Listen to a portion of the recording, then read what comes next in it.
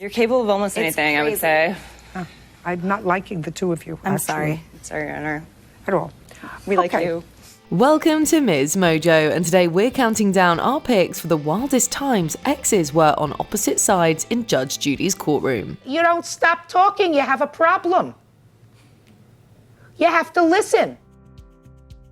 Number 10. You're gonna go back to jail. A normal person would have, in reading this, would say, you know what, in order for you to call the police when two people are arguing, it has to get pretty nasty. Did it get pretty nasty, sir? Plaintiff Crystal Benavidez bailed out her then boyfriend after they had an altercation, and he was arrested. But things just took a turn from there. Defendant Richard Grieve tries walking back the claims made in his initial police statement, making little sense. Grieve admitted to grabbing the victim by her shoulder and possibly pulling her hair under Miranda. So you think the police officer was lying?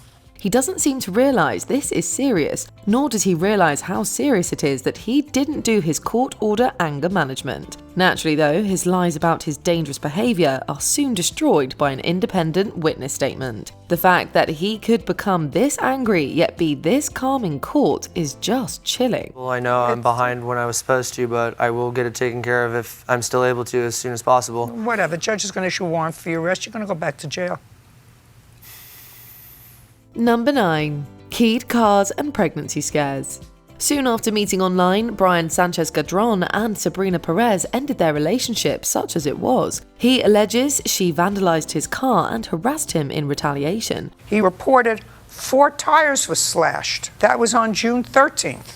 Where is the report of the keying of the car? The officer didn't write a report. It should be in the bag. Oh, the call. Yeah. The call. Yeah, he didn't report Got as a it. criminal. Perez can't even refrain from making outrageous facial expressions and laughing whenever the plaintiff talks. There's clearly still some animosity there.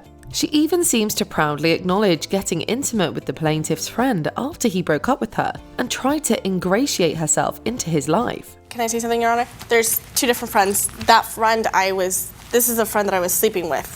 The other friend I was actual friends, mutual friends that they went to high school with. Things got full-blown scary when Sabrina claimed to be pregnant with Brian's child. However, her dates clearly don't make sense, and the judge isn't entertaining her fantasies. You acknowledge that you met him on May 26th. So if you were pregnant and it showed on June 4th that you were pregnant, not possible.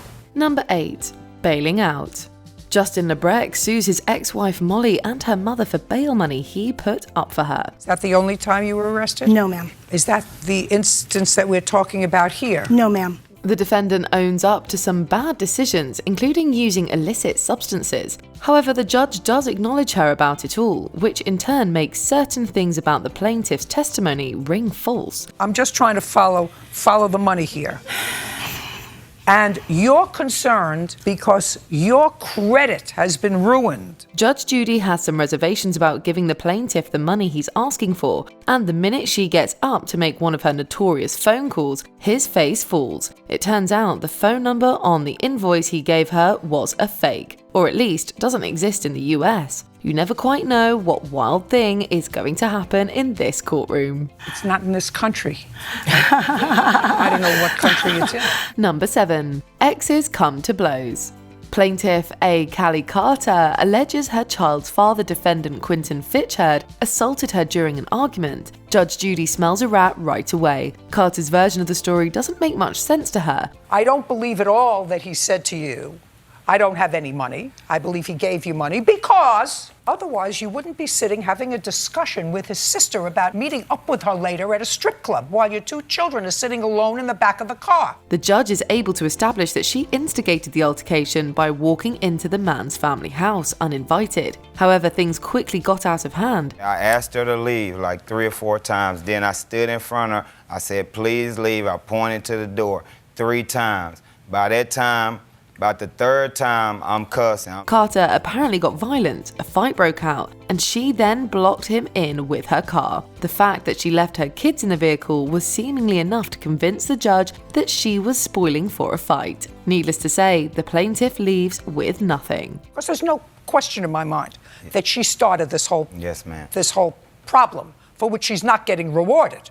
Number 6. A house is definitely not a home. I'd like to see a copy of what you alleged, because ultimately this is what the case is about. Plaintiff Tony Meadows is suing ex-boyfriend Martin Gustafsson, against whom she filed a restraining order shortly after moving into a home together. Though she contends they own the house, it's only in Gustafsson's name. But here's the twist. The protective order actually forced Martin Gustafsson out of his own home because it was Meadows' listed residence. The home is in what state? Minnesota. Minnesota, I assume, has the same laws as most places, where you either have community property or equitable distribution if you're married, and nothing if you're not. Not only that, but despite believing it's her house, Meadows hasn't even been paying the mortgage or taxes. It sounds more like the plot of a psychological thriller than a small claims case. We can't speak to her intentions, but Judge Judy roasts her for her entitlement. Just because you change the locks doesn't make you any less of a squatter. You're a squatter when you live someplace that isn't yours, that you don't pay rent on. Number 5. You are a moron.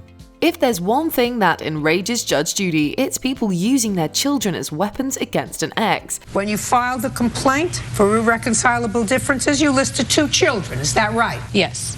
2 girls. Yes. In this classic case, David Johnson sues his wife because her allegations that he was not the father of their daughter forced him to take a paternity test. Defendant Kathleen Kreffmeyer even told her own kid, who was only 6, that her dad might be someone else. So Judge Judy unloads on her. You're a moron. You are a moron. You are an example of why people should have to take tests before they're allowed to have children. Kreffmeyer is clearly seething. Surprisingly though, she does the smart thing and largely keeps quiet. The kicker is that Johnson is the father. It seems like Kreffmeyer is just being spiteful, and she pays for it. You are one of the most marginal people that I've come across in a long time, and you haven't even said 2 words. Number 4. A different kind of custody battle. Plucked from the earlier days of Judge Scheindlin's program, this dispute involves a mother suing her ex-husband over their daughter's behavior. There had been quite a bit of abuse during this time, and every time there would be a form of abuse. Abuse by whom?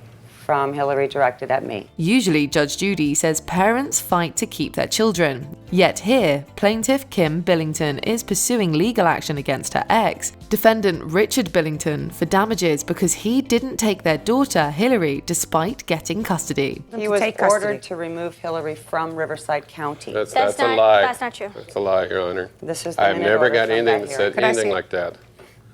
This doesn't say that he's ordered to take the child out of the county, madam.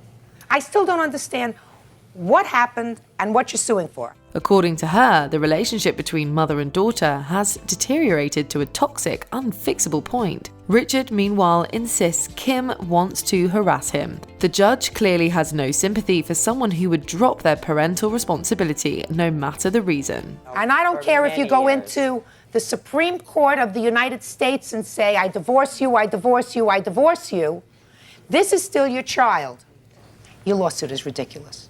Number 3. Who claims the kids? Well, somebody in Connecticut should take a real close look at this case. As an all-family court judge, there's a lot more here than meets the eye. Joshua Mendez is being sued for wrongly claiming his and his ex-children on his taxes. Carmela Menacci and her new mother-in-law Nancy lead the charge on the lawsuit. However, their struggle to care for the kids is evident. The 10-year-old boy became totally unmanageable for me. He was aggressive to the other children. He ended up in a behavioral health unit for 10 days. In January, I had to give him up. He's now in a therapeutic foster home. The judge is not at all impressed with the plaintiff and her new husband, who were investigated by Child Protective Services due to substance use. She can't imagine why the courts would make it hard for Mendez to reclaim his children, but he actually made the difficult decision due to an unstable housing situation. As always with these cases, we just feel for the kids. This is a family court matter, and somebody should take very, very close look at who is going to be the most appropriate parent to raise these 2 little boys. Number 2, the case of the fire dancer. Fire dancing indoors? That's absurd, and so are half of the shenanigans these alleged former lovers pulled. I'd like to see pictures of the sofa. Sure. I also have a countersuit for all of my stuff that got ruined. I'm sorry. What kind of... I'm not looking at you. Didn't you get? Sorry. Lauren Glynn sues ex Brittany Kitteridge over rent and a burnt couch. However, Kitteridge implies that Glyn's talent for fire dancing is responsible for the burn marks. They then take some of the punchiest pot shots that have ever been exchanged between two Judge Judy litigants. Drunk all the time anyway. You're twice as drunk and half as attractive. Cool. If these quips feel a bit rehearsed, that might be because they were. Copywriters Kitteridge and Glyn have since admitting to having concocted the case for TV. In fact, it was Kitteridge's second phony appearance on the program. Is suing her ex-girlfriend, Brittany Kittredge, for rent and a burned couch. Before we continue, be sure to subscribe to our channel and ring the bell to get notified about our latest videos. You have the option to be notified for occasional videos or all of them. If you're on your phone, make sure you go into your settings and switch on notifications. Number 1. Bleached clothes. The plaintiff in this case wins without having to say much. His former partner, Monica Lahai, digs her own grave. That's your fault. No, it's not my fault. Oh, yeah. No, it's not. When Judge Judy grills her about bleaching her cheating ex's clothes, she has a priceless defense. She didn't pour bleach on most of the clothes. No, she was threatening to, using jeans as bait when the plaintiff lunged, spilling the bleach himself. So really, one pair of jeans aside, it's his fault. He over there acting all just like he ain't want to say nothing now. You know that's exactly what happened too. Didn't nobody pile your... Listen to me! Where do you think you are? You think you're on Springer? Meanwhile, she seemingly had his clothes laid out for the presumed purpose of destroying them. But that's irrelevant. Lahai, who talks over Judge Judy and refuses to listen to a thing she says, actually can't believe she's being ruled against. We can't believe she thought this was going to go her way. Miss Lahai, let me explain something. Somebody is going to have the last word here, and I guarantee you, guaranteed, it's going to be me. Which of these couples shocked you the most? Let us know in the comments. Tell them goodbye. Goodbye. Parties are excused. You may step out. We're done. Do you agree with our picks? Check out this other recent clip from MsMojo and be sure to subscribe and ring the bell to be notified about our latest videos.